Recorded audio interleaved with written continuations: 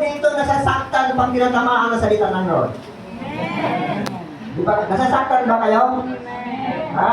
O, kung tayo tinamaan, nasasaktan tayo, hinihiwa tayo sa salita ng Panginoon dahil mayroon tayong mga bagay na ayaw ng Diyos sa atin. Amin po ba? Kaya gusto ng Diyos na nais ng Panginoon na tayo ay kanyang lilinisin upang tayo ay maging aya-aya sa kanyang harapan. Amin po ba? Amin. So, babasahin po natin sa ating teksto sa Hebreo 4:12. Amen. So, mas maganda, basahin natin sabay-sabay. 1, 2, 3.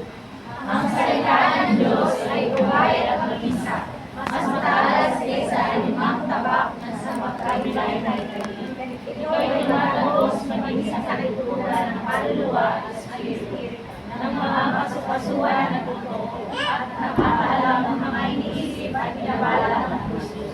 Amen. Ano ang inambing na salita ng Panginoon? Katulad ng isang tabak na magkabilang italim. So, sino pong nasusugatan na dito na kutsilyo o tabak?